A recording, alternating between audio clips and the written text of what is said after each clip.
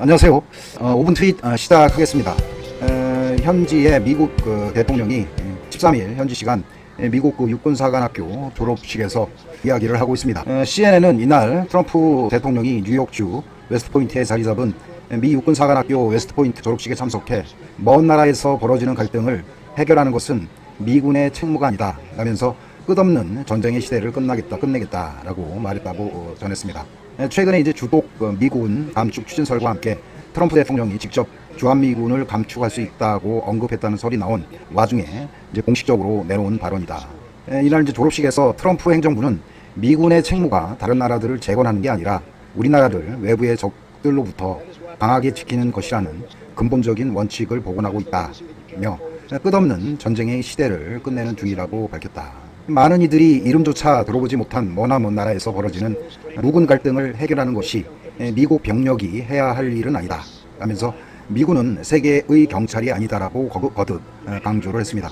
이제 그 미군의 역할이 그동안에 세계의 이제 경찰 역할을 했다고 다 생각을 했고, 뭐 기축통화와 시너리지 효과로 막대한 달러로 세계 분쟁 지역에 개입을 하면서 비용과 병력을 대면서 미국이 세계 최강의 국가고 군대를 가지고 있다 해서 미국의 어떤 강한 군대와 미국의 국력에 대한 표상으로 달러가 기축통화로서 그동안 역할을 했습니다. 로이터 통신에 의하면 대통령이 미군의 책무를 자국 이익을 지키는 것으로 규정한 것이라고 분석했다. 트럼프는 앞서 대통령이 되기 전부터 시리아와 아프가니스탄, 이라크, 한국, 일본 그리고 독일로부터 미군을 데려오길 원한다라고 수차례 말했었습니다. 납세자들이 더 이상 다른 나라를 방어하기 위해 너무 많이 지출하고 싶어하지 않는다라는 이유에서다. 다만 이제 트럼프 대통령은 미국의 적들에게 알리겠다. 미국인을 위협한다면 미군은 결코 나서는데 주저하지 않을 것이라며 미군이 싸움에 나선다면 무조건 이겨내고 말 것이라고 덧붙였다. 최근에 이런 상황이 벌어지면서 이제 그 여러 의사 결정과 관련해서 더욱이 이제 11월에 재산과 관련해서 지금 행정부 내에서도 갈등과 마찰이 지금 증가하는 그런 상황입니다. 에스퍼 국방부 장관과 마크 밀리 미 합참 의장 등 군 수뇌부는 불참하고 이 행사의 화상으로 축하를 전한 것으로 알려졌다. 최근에 또 인종차별 시위 사태 등을 둘러싸고 군 수뇌부와의 갈등이 표면화된 것과 관련이 있는 것으로 보이고, 트럼프 대통령의 시위 진압을 위한 군동원 방침에 항명하며 한때 경질설이 보였던 에스퍼 장관은 직접 참석 대신 1분 남짓의 짧은 화상 축사를 보냈다. 이렇게 이야기를 하고, 에스퍼 장관은 화상 축사에서 여러분이 우리의 핵심 가치인 충성과 책무, 존경과 이타적 공무, 명예, 진실됨, 그리고 개인적 용기 등에 계속 전념할 것으로 기대한다. 이러한 원칙들이 도전적 시기 새로운 위협을 맞아 여러분을 인도할 것이라며 이렇게 이야기를 했다. 트럼프 대통령은 군 수뇌부와의 갈등설을 의식한 듯 약 30분간 진행된 연설에서 통합을 강조했다고 합니다. 트럼프 대통령은 여러분은 농장 지역과 도시, 크고 작은 주에서 왔고 인종과 종교, 얼굴색 그리고 신념도 각기 다르다며, 그러나 여러분이 이 땅에 왔을 때 미국을 위해 자랑스럽게 봉사하는 한 팀, 한 가족의 일원이 됐다고 통합을 일단 강조를 했다. 그러면서 이제 주 방위군을 향해서는 최근의 많은 도전에 정확하게 대응한 데 대해, 그리고 평화와 안전, 거리에서의 법의 헌법적인 지배를 확실하게 하기 위해 기여한 것에 감사한다며 최근 군의 시위 대응을 높게 평가를 했다.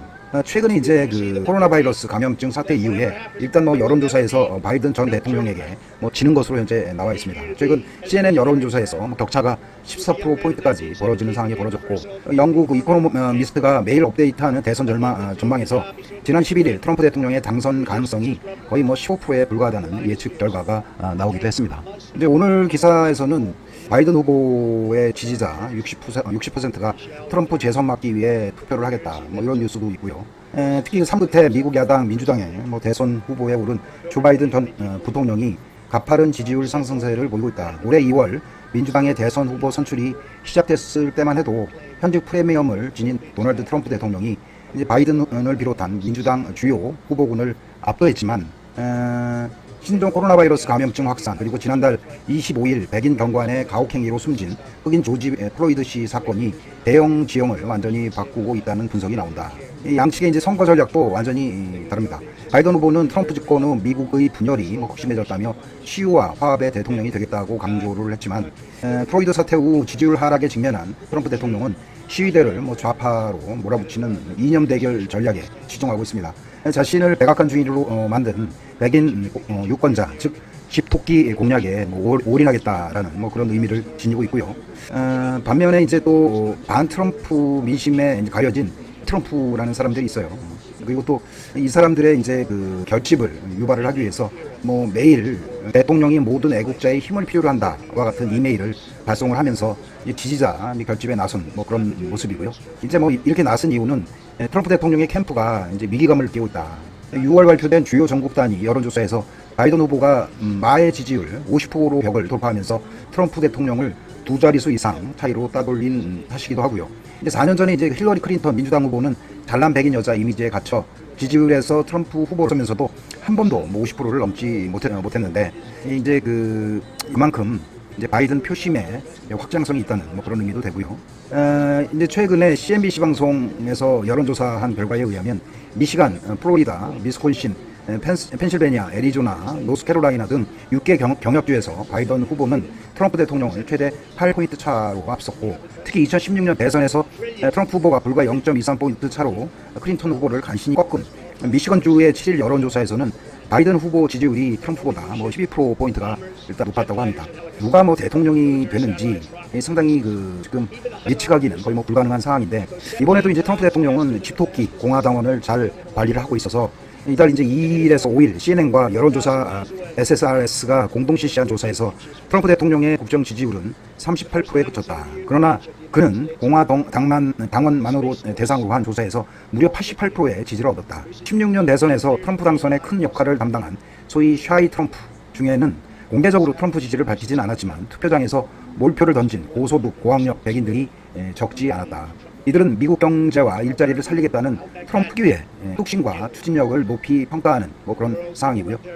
일단은 이번 올해 11월 3일이 굉장히 중요한 그런 상황이기도 합니다. 이제 조심스럽게 정치인이나 미디어, 그다음에 일부 총수들도 트럼프의 인종 차별 대처 대응 방안에 대해서 상당히 비난의 목소리를 지금 높이고 있습니다. 그만큼 그의 재선에 대해서 상당히 확신이 없어진 그런 상황이기도 하고요. 샤이 트럼프의 어떤 힘은, 결집된 힘은 그전까지는 알 수가 없습니다. 이런 여론의 지지율에도 반응을 안 할 수도 있고, 하지만 2016년처럼 결정적으로 11월 3일 날 이러한 샤이 트럼프가 다시 결집이 되면 집토끼 공화당 핵심 지지층의 어떤 선방으로 트럼프 대통령이 다시 당선될 그런 확률도 무시하기 힘들다. 이런 상황. 이제 최근에 종합적인 여론조사 결과를 종합해 보면 트럼프가 한 두 자릿수 정도 차이가 나게 지금 바이든 후보의 뒤진 그런 모습을 보이고 있습니다. 이제 이런 이야기까지 나오네요. 트럼프 패배하고도 안 물러날 가능성을 묻자 바이든 후보가 군이 나가게 해줄 수도 있다. 이런 이야기도 하고, 이제 트럼프 캠프에서는 바이든의 어리석은 음모일 뿐이다. 이런 이야기까지 오고 가고 있습니다. 우선 트럼프가 재선에 실패할 수도 있다. 이런 이야기들이 지금 트럼프한테는 상당히 불리하게 지금 판이 돌아가고 있다. 이런 상황이고, 그가 이제 내세웠던 일자리 이것도 한순간에 무너졌고, 그 다음에 지금 흑인 살해 사건 이후에 더 어려워진 것 같아요. 이런저런 상황들이. 그래서 만약에 트럼프 대통령이 이제 어찌 됐던 7, 8, 9, 10, 11 한 3, 4개월 정도 실질적으로 이제 그가 만회할 수 있는 기회가 얼마 많이는 안 남았습니다. 그래서 그렇다고 이제 트럼프 지지율이 갑자기 샤이 트럼프 세력들이 그중간에 나서서 여론조사에 참여를 해서 트럼프의 지지율을 높이기는 상당히 힘든 그런 상황이고요. 바이든이 유리하다라는 말들이 시장에 많이 돌 수도 있고, 그렇게 되면 이제 주식 중에 유리한 주식, 불리한 주식이 있을 수가 있거든요. 이 그건에 대해서 잠깐 알아보도록 하겠습니다. 이건 좀 다른 내용인데, 트럼프가 대선을 불복해서 선거 대선을 해서건 어떻게 재선을 할 것이다 이런 이야기도 있고, 대선에 불복할 것이다 이런 이야기도 있었는데, 트럼프가 자기가 대선에서 패배를 하면 조용히 그 결과를 수용을 할 것이다 이야기를 하고, 제정신이야 지면 나가서 할 일도 많다, 딴일한다 이렇게 이야기를 했다고 합니다. 이제 바이든이 만약에 이렇게 여론조사 어떤 대선 결과와 상관없이 여론조사 결과에 따라서 바이든이 우세를 할 때마다 이제 유리한 그런 주식시장의 종목들이 있고 또 불리한 종목들이 있거든요. 바이든이 이제 꺼내는 거는 트럼프의 감세 정책과 반대로 일단 기업들의 세금을 많이 걷어서 저소득 계층, 빈민 계층을 위해서 많이 경비를 소비를 해야 된다 이렇게 생각을 많이 하거든요. 그래서 35%를 지금 트럼프 정권 때 기업의 법인세를 21%까지 낮췄어요. 근데 바이든 후보가 다시 법인세 세율을 28%로 높이겠다 이렇게 이야기를 했고, 그 다음에 이제 트럼프 대통령 시기에 이제 그 바이오 헬스 쪽에 대해서 오바마 케어를 완전히 갈아엎는 그런 계획을 세웠는데 이건도 복원이 될 것이다 이렇게 생각을 하고, 그 다음에 트럼프 대통령이 이제 파리 기후 협약이라든가 이쪽을 다 탈퇴를 했는데 이제 파리 기후 협약을 재가입을 하고, 그 다음에 신재생 에너지 사용 100% 목표, 그 다음에 그린 뉴딜 정책 등을 투구를 하고 있습니다. 그래서 이게 이제 중요한 거는 이러한 이제 정책과 관련해서 헬스케어 같은 경우는 이제 이익이 될 수도 있고, 그 다음에 기후 정책으로 에너지 업종, 신재생 에너지 업종이 상당히 수혜를 받을 수 있다. 이런 이야기를 하고 있습니다.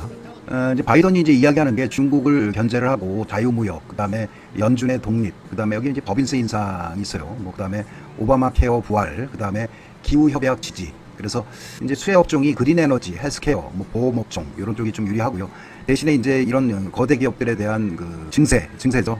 증세를 통해서 테크라든가 플랫폼 기업에게는 다소 불리하다 이렇게 이야기를 하고 있고, 지금 트럼프 대통령은 중국 적대시하고 보호무역, 마이너스 금리, 법인세 인하, 그 다음에 오바마 케어 폐지, 기후 변화 협약, 정반대 역할을 하고 있죠. 그래서 테크나 플랫폼 기업한테 상당히 유리하고, 이게 이제 보험사 쪽에도 유리하죠. 그러니까 이제 트럼프 대통령은 정부가 어떤 전체 그 국민 보험을 주관하는 게 아니라 돈을 벌어서 유능한 보험사를 선정을 해서 보험 혜택을 누리면 된다 이런 입장이었고, 반면에 이제 그 바이든 후보는 국가가 모든 이런 것들을 대행을 하기 때문에 보험사한테는 불리하게 되는 그런 사안이고요.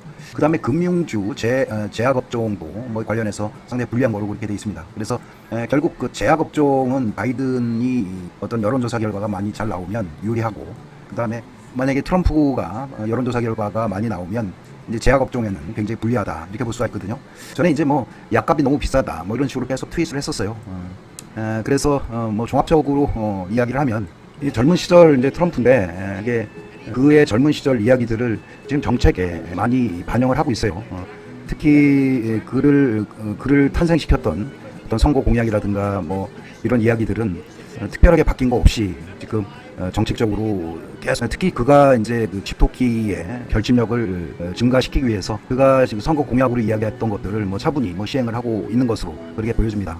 다만 이제 그가 자랑했던 주요 경제 지표라든가 일자리 이런 부분들이 팬데믹 코로나로 인해서 많이 상처를 입고, 특히 지금 조지 프로이드의 어떤 사망 사고와 관련해서 그가 인종차별주의자 아니냐. 그래서 흑인에게 상당히 큰 상처를 주고 있다 해서 이제 흑인의 어떤 결집을 유발시키는 그런 상황들이 많이 발생을 하고 있습니다. 그래서 그의 재선의 확률이 많이 낮아지고 있다. 반면에 바이든 후보는 어떤 마의 50% 지지율을 극복을 하면서 어느 때보다도 어떤 이런 팬데믹의 찬스를 적극적으로 혜택을 누리고 있다 이렇게 볼 수가 있거든요.